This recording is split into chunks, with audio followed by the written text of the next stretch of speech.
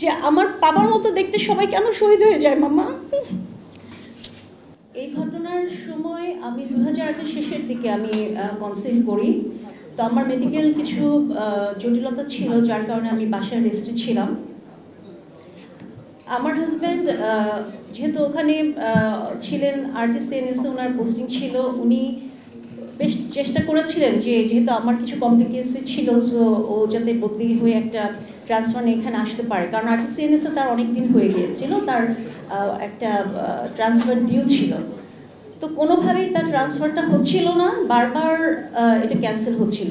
পিলখানা থেকে হোক বা ক্যান্টনমেন্ট থেকে হোক তার বদলির অর্ডার যাচ্ছিল, কিন্তু সেটা বারবার ক্যান্সেল করা হচ্ছিল। ওখানকার সিও ভাই ক্যান্সেল করছিলেন যে অ্যাডভান্স উইংয়ে যদি এরকম মেজর মমিনের মতো একজন অফিসার না আসে তাহলে আমি আমার অ্যাডভান্স উইং চালাতে পারবো না। তো এভাবে তার পোস্টিং অর্ডার প্রায় 4-5 বার ক্যান্সেল হয়।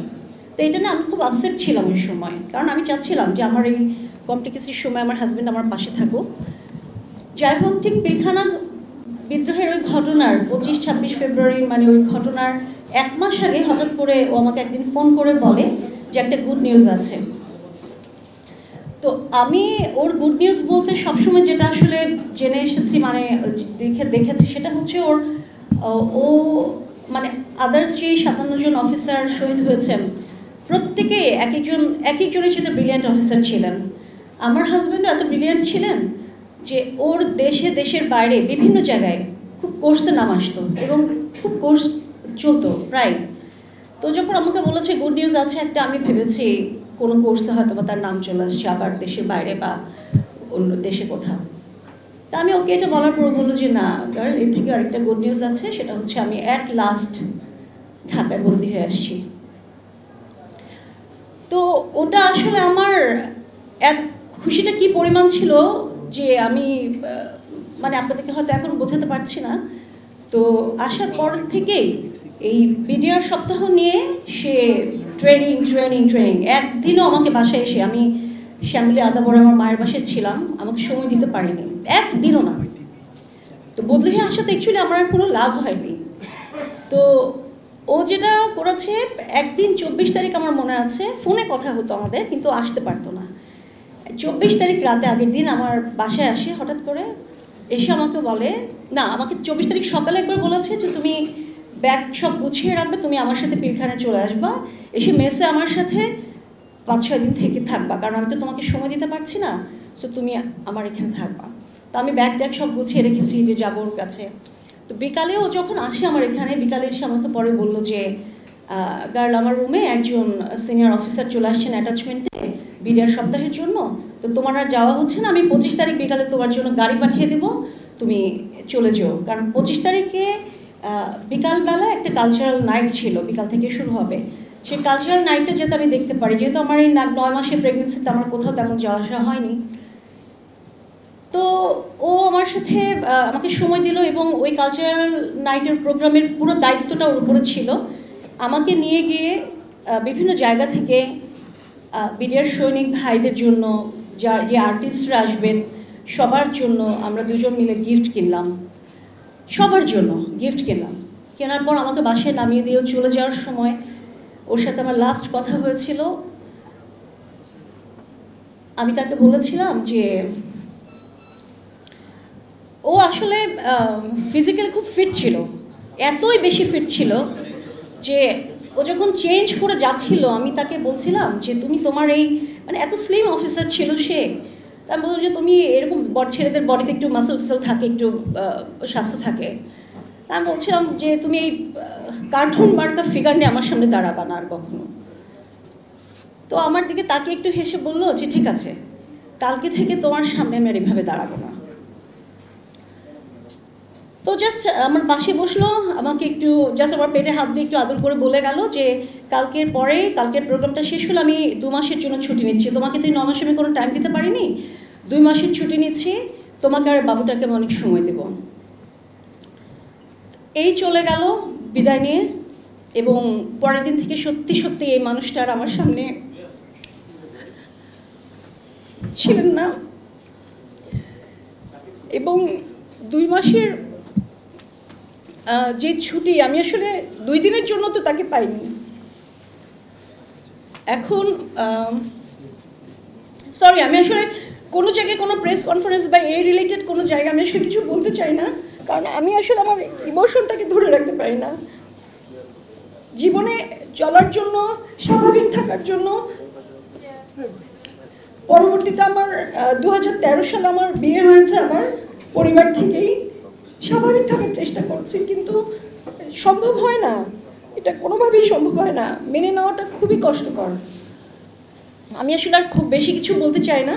আমার আগে যারা বলে গেছেন ওনারা যা যা বলেছেন আসলে সব কিছুর সাথে আমি একমত ব্যক্তিগতভাবে। আমি শুধু মনে করি না যে আসলে আমাদের 57 জন বিডিআর শহীদ, বিডিআর এই হত্যাকাণ্ডের শহীদ অফিসারদের শুধু বিচার হোক, আমি সেটা না। আমাদের এই হত্যাকাণ্ডের সাথে জড়িত বিডিআর সদস্য যারা, এই রিলেটেড বিষয়ে যারা এখনো জেলে আছেন, যদি নিরপরাধ হন সেটা পুনঃতদন্ত হোক। আমি চাই সবার বিচারটা সামনে আসুক। ইভেন আমি একটা কথা সব জায়গায় বলে এসেছি, সেটা হচ্ছে যে আমাদের এই 57 জন অফিসারের এগেনস্টে তখন যেই কথাগুলো উঠেছিল যে ডাল ভাত কর্মসূচি সহ বিভিন্ন জায়গায় ওনারা দুর্নীতি করে পয়সার পাহাড় গড়েছেন, অনেক কিছু করেছেন। আমি আপনাদের সবাই, এখানে তো প্রেসের সব ভাইরা আছেন, আমিও একসময় মিডিয়াতে কাজ করেছি।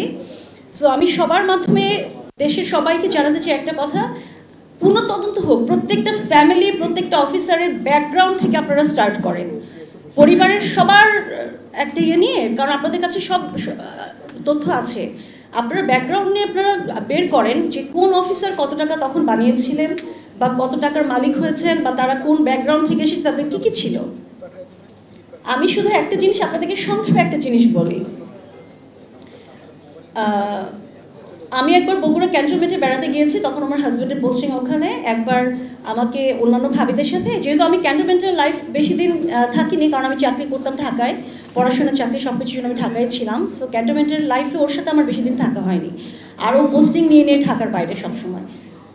একবার বগুড়া ক্যান্টনমেন্টে আমি যখন বেড়াতে গিয়েছিলাম ছুটিতে, তখন আমাকে অন্যান্য ভাবিদের সাথে সৈনিক ভাইদের বাসার ওদিকে আমাদেরকে পাঠানো হয়েছিল যে লেডিরা যাবে, সব অফিসারদের লেডিরা যাবে ভাইদের বাসা দেখতে, ভাবিদের সাথে, ফ্যামিলির সাথে কথা বলতে। আমরা ওখানে আমাদের যে সৈনিক ভাইরা ছিলেন, ওনাদের যে কোয়ার্টার ছিল, কোয়ার্টারে ভাবিদের সাথে কথা বলেছি, ওনাদের সমস্যা কোনো প্রবলেম আছে কিনা সব কিছু দেখেছি, সব কিছু আমরা শুনেছি। সেগুলো এসে আমরা আবার আমাদের অফিসারদের সাথে আমরা সেগুলো শেয়ার করেছি, কারণ অনেক সময় হয় যে পরিবারের কথাগুলো অফিসাররা সরাসরি জানতে পারে না, যেহেতু একটা মেনটেন করতে হয় ওদেরকে। সো আমরা গিয়ে সবসময় ওনাদের সাথে সেগুলো মেনটেন করেছি। কোনো দিনও আমি আজ পর্যন্ত আমি দেখিনি যে আমাদের সৈনিক ভাই বা ফ্যামিলির সাথে অফিসার ভাই বা আমাদের যে ফ্যামিলি আমরা যারা ছিলাম, কোনো ধরনের কোনো বিভেদ আমি কোথাও দেখিনি, কোথাও না। আমি আজকে আপনাদেরকে একটু বলি, যদি কোনো অফিসারের মাধ্যমে কোনো বিডিআর সৈনিক ভাই ফ্যামিলির কেউ কোনো খারাপ আচরণ পেয়ে থাকেন, সেটা ভাই আমি জানি না কোনো ব্যক্তিগত কারণ বা কোনো কিছু কিনা, বাট এটা কোনো শিক্ষা তারা পান নাই, এভাবে তারা শিখেন নাই যে তারা কোনো বিডিআর সৈনিক বা ফ্যামিলিদের সাথে মিসবিহেভ করবেন। ওই সময় আপনারা যেই প্রচারগুলো করা হয়েছিল, অপপ্রচার বলবো আমি, যে বিডিআর সৈনিকদেরকে সাথে খুবই খারাপ আচরণ করা হতো, ব্যবহার করা হতো, এবং ওনারা নানানভাবে দুর্নীতি করেছেন। ভাই আমি চাই যে এখন তদন্তগুলো আপনারা করেন, কোন অফিসার কি করেছেন, কি করতে পেরেছেন এই পর্যন্ত, সেগুলো আপনারা বের করেন। আপনারা ভাবছেন যে ঠিক আছে এখন হয়তো বা আমরা অনেক কিছু পেয়ে গেছি সরকারের কাছ থেকে, অনেকভাবে আমরা ভালো আছি। ভাই আপনারা সেগুলো বের করেন, আমরা কি পেয়েছি কি পাইনি, কি বলে আমাদেরকে কি করার কথা ছিল, আমরা কি পেয়েছি পাইনি, সব আপনারা বের করেন। ভাই আমি আর বেশিক্ষণ কিছু বলতে চাই না, একটা কথাই শুধু একটু বলতে চাই যে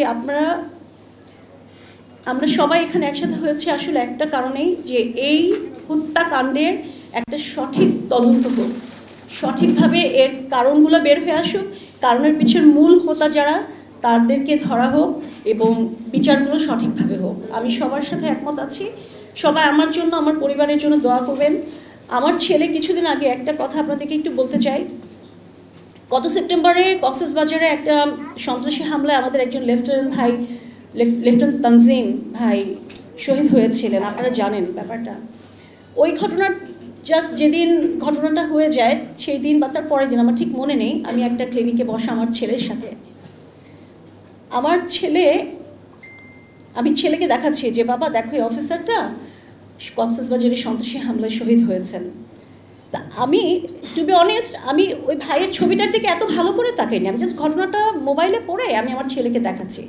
আমার ছেলে অনেকক্ষণ ছবিটার দিকে তাকিয়ে বলে, মাম্মা এই আঙ্কেলটা দেখতে আমার পাপার মতো না? আমার ছেলে বলার পর না আমি ছবিটার দিকে একটু ভালো করে তাকালাম। অ্যাকচুয়ালি আমার হাজব্যান্ডেরও যখন ও সেকেন্ড লেফটেন্যান্ট এই বয়সের ছিল, ওর চেহারার সাথে কিছুটা সিমিলারিটি আছে এই ভাইয়ের।